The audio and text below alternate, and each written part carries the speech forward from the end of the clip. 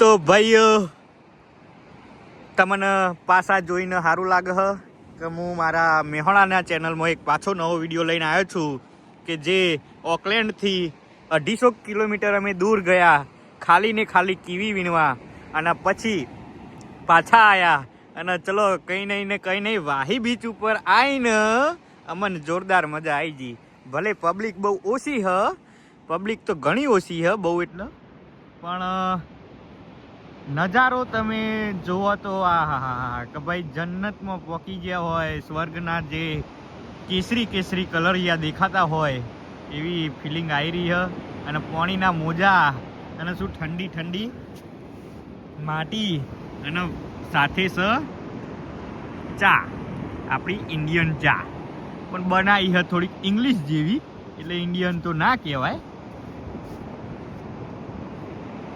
તો મોટા ને મોટા મોજા દેખાઈ રહ્યા હ.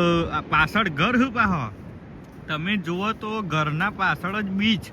આ ઘર વાળાને તો ચેવા જલસા પડતા હશી તમે નહીં માનો એવા. અને પાહા બધા રનિંગ કરવા આવજો, કેવા દોડ આ દોડીને થાચી જઈ હ. અમે કેવી વેણી થાચ્યા પણ પડ્યું નુકસાન, એટલે થોડુંક આવી ગયા જલસા કરવા. વાહી બીચ આવ્યો છે હેમિલ્ટનની નજીક ગણો તો કબૂતરોય હ થોડો અને કાબરોય હ અને કૂતરું ફરે હ કોકની અંગાત. તો ઘણું બધું મજા આવે એવું હ અને થોડું એન્જોય કરશું અને પછી પાછા ઓકલેન્ડ માટે રવાના થઈ જશું. તો થેન્ક યુ સો મચ મારા સબસ્ક્રિપ્શન લેવા માટે અને મારું સબસ્ક્રાઈબ કરવા માટે ચેનલ, અને લાઈક અને ફોલો કરવા માટે થેન્ક યુ સો મચ. હું તમને બીજી પણ વિડીયો આવી સારી ન્યૂઝીલેન્ડની જે સારા બીચ, સારા પહાડો, સારા માઉન્ટેનો, રિવરફોલ્ટો એ બધું બતાવતો રહીશ.